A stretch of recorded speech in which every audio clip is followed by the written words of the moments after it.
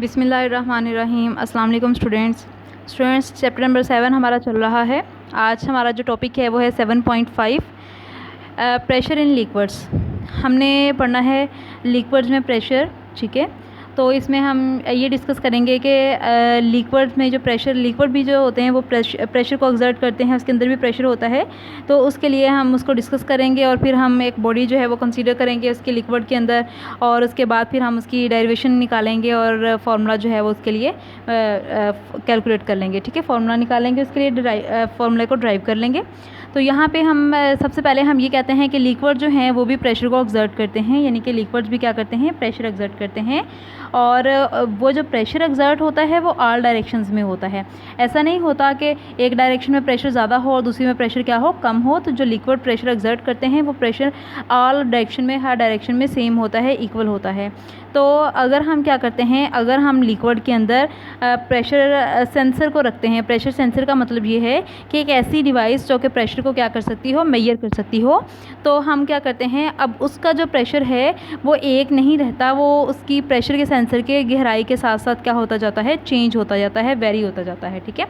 तो liquid exert pressure, the pressure of liquid x in all direction. वही चीज़ के liquid क्या करते हैं, प्रेशर को एक्सर्ट करते हैं, और प्रेशर जो है वो लिक्विड में ऑल डायरेक्शन में होता है। ऐसा नहीं है कि एक डायरेक्शन में ज़्यादा हो और दूसरी डायरेक्शन में प्रेशर कम हो।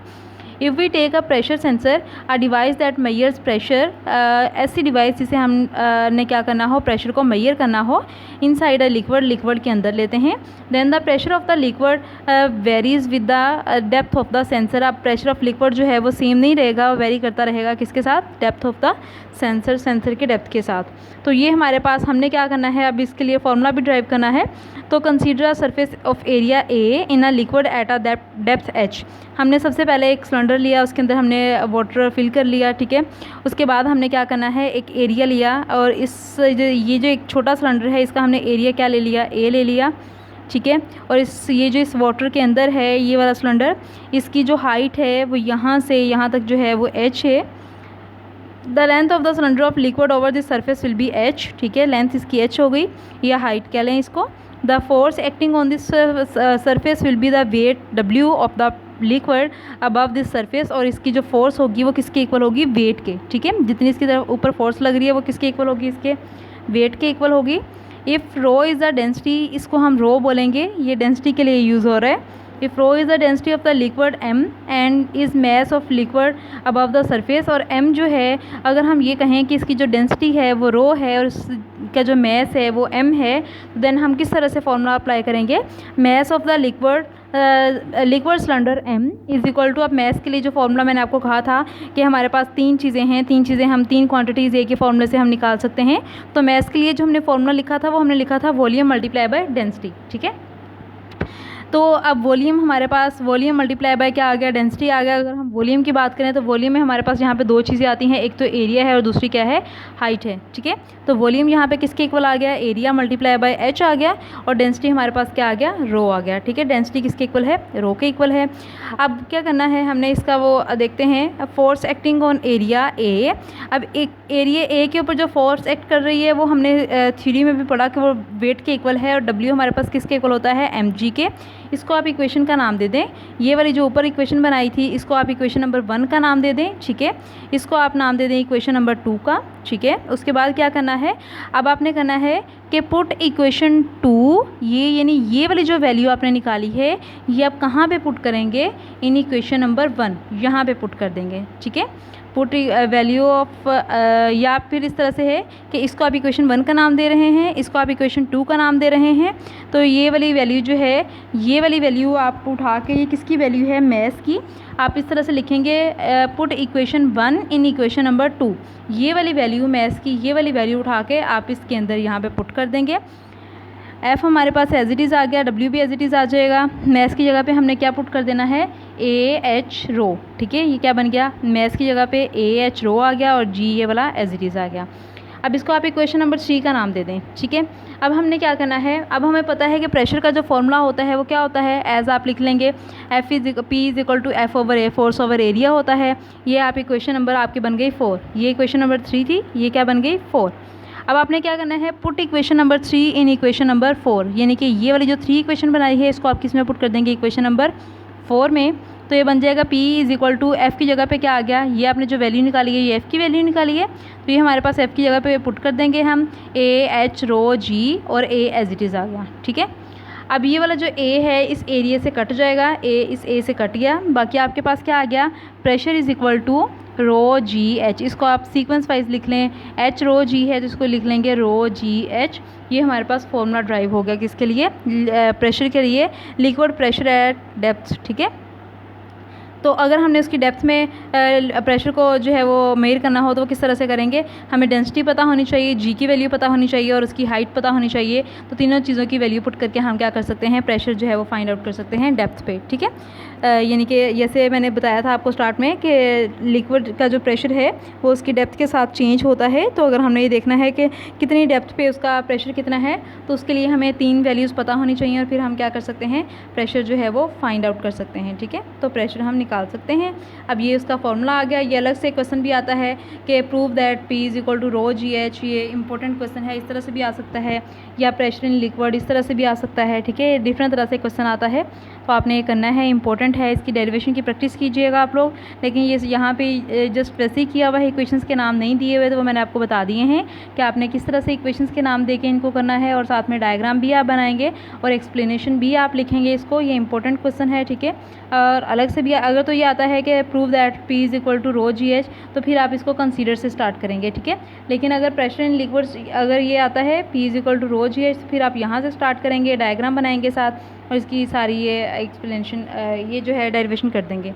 लेकिन अगर प्रेशर इन लिक्विड्स आता है तो फिर आपने पूरा करना है। ठीक है, अच्छा, नेक्स्ट हमारे पास जो है वो टॉपिक है, इसी का सब टॉपिक है पास्कल्स लॉ है। पास्कल्स लॉ ये साइंटिस्ट के नाम से रखा गया, एक साइंटिस्ट था उसने लॉ दिया था, तो इसलिए हम इसको क्या बोलते हैं, पास्कल्स लॉ बोलते हैं। अब पास्कल्स लॉ ने क्या कहा था, उसने ये कहा था कि जब लिक्विड के ऊपर प्रेशर एक्सर्ट होता है तो वो ऑल डायरेक्शन में इक्वली डिस्ट्रीब्यूट होता है।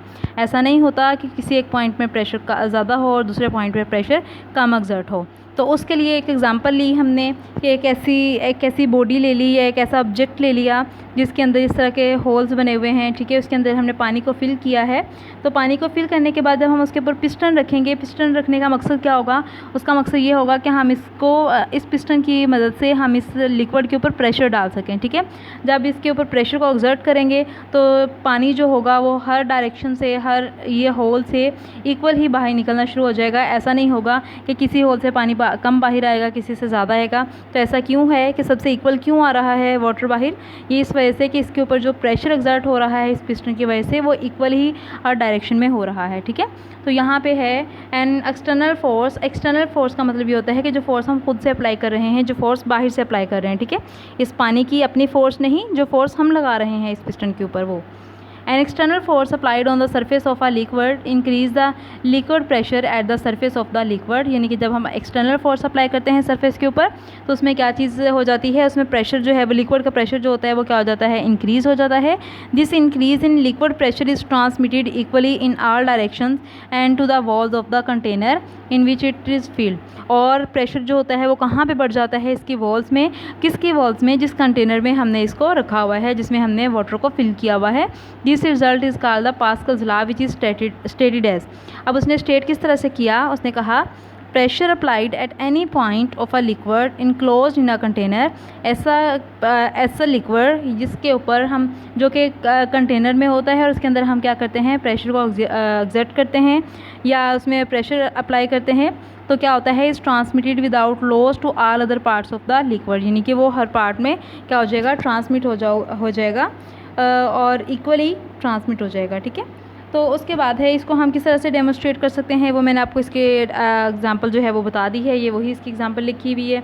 उसके बाद इसकी एप्लीकेशंस आ जाती हैं कि पास्कल्स लॉ की एप्लीकेशंस कौन सी हैं। इसमें एप्लीकेशन में इसमें मोस्टली जो है वो मशीन्स आती हैं। ठीक है, जैसे इसमें यहाँ पे कुछ इसके नाम लिखे हुए हैं, तो ये अलग से शॉर्ट क्वेश्चन आ सकता है, वो पूछता है कि आप इसके नाम बताएं, इसकी एप्लीकेशंस कौन सी हैं उनके नाम लिखें, या applications what are the applications of Pascal's law, या इनके नाम लिखें, इस तरह से आ जाता है। तो फिर क्या करना है हमें, फिर एप्लीकेशंस आपने लिखनी होंगी। अब इसकी एप्लीकेशंस हैं कौन कौन सी, जैसे कि इनमें हैं ऑटोमोबाइल्स में हाइड्रोलिक ब्रेक सिस्टम हो गया, हाइड्रोलिक जैक हो गया, हाइड्रोलिक प्रेस हो गया एंड अदर हाइड्रोलिक मशीन्स हैं, जैसे कि डायग्राम में आपको नज़र आ रही होंगी। ठीक है, 3-4 नेम्स हैं, ये आप लोगों ने लिख देने हैं अगर ये शॉर्ट क्वेश्चन में आ जाता है। उसके बाद यहाँ पे जो हमने डिस्कस करना है वो 2 एप्लीकेशंस को डिस्कस करेंगे इसकी डिटेल के साथ। एक हमारे पास हाइड्रोलिक प्रेस है और दूसरा जो है वो ब्रेकिंग सिस्टम है, गाड़ियों में जो ब्रेकिंग सिस्टम होता है वो वाला। ठीक है, तो अब यहाँ पे हमने जो डिस्कस करना है वो हाइड्रोलिक प्रेस को डिस्कस करना है। अब हाइड्रोलिक प्रेस जो है ये क्या चीज़ है, इसका यूज़ कहाँ पे है, किस तरह से हम इसको यूज़ करते हैं, तो पहले मैं आपको इसका यूज़ बता दूँ। बुक में तो नहीं लिखा हुआ लेकिन मैं आपको बता रही हूँ कि हाइड्रोलिक प्रेस जो है ये ज़्यादातर इंडस्ट्रियल एरियाज़ में यूज़ होता है, इंडस्ट्रियल लेवल में इसका ज़्यादा यूज़ है। जैसे कि अगर हमारे पास मेटल के ऑब्जेक्ट हैं तो उनको मेटेलिक शीट्स में अगर कन्वर्ट करना हो तो उसके लिए हम क्या यूज़ करते हैं, हाइड्रोलिक प्रेस यूज़ करते हैं। इसी तरह से अगर कॉस्मेटिक्स वाली हम फैक्ट्रीज़ में देखें तो इसको पाउडर बनाने के लिए हम यूज़ करते हैं। अगर मेडिकल उसमें इंडस्ट्रीज़ में देखें, मेडिकल फील्ड में देखें तो इसको हम टैबलेट्स वगैरह बनाने के लिए भी यूज़ करते हैं। ठीक है, इस तरह से इसके डिफरेंट यूज़ आ जाते हैं इसके, तो ये सारे हम इसके हाइड्रोलिक प्रेस के हैं। ठीक है, अब इसमें हमें ये देखना है कि इसमें है क्या, तो ये हम पढ़ेंगे। इसका जो डिटेल है हाइड्रोलिक प्रेस की वो हम नेक्स्ट लेक्चर में डिस्कस करते हैं। आज के लिए ये पास्कल्स लॉ मैंने आपको थोड़ा सा बता दिया है, इसके हाइड्रोलिक प्रेस के यूजेस हैं, ये मैंने लिखे तो नहीं है यहाँ पे, लेकिन अगर ये क्वेश्चन आ जाता है तो आपको आने चाहिए। ठीक है, और उसके बाद मैंने आपको आज जो है वो इसमें पास्कल्स लॉ और प्रेशर इन लिक्विड जो है वो मैंने आपको पढ़ाया है। ये सारा ही इंपॉर्टेंट है, इसमें सारे लॉन्ग क्वेश्चन ही इंपॉर्टेंट है, लॉन्ग भी शॉर्ट भी, तो एक चैप्टर ही इंपॉर्टेंट है, इसलिए आपको ये सारा करना पड़ेगा। ठीक है, तो उम्मीद है कि आपको इस लेक्चर की समझ आ गई होगी, आपने अच्छे तरीके से अंडरस्टैंड कर लिया होगा। तो अब नेक्स्ट वाला जो है वो हम इंशाल्लाह नेक्स्ट लेक्चर में डिस्कस करेंगे। अल्लाह हाफिज़।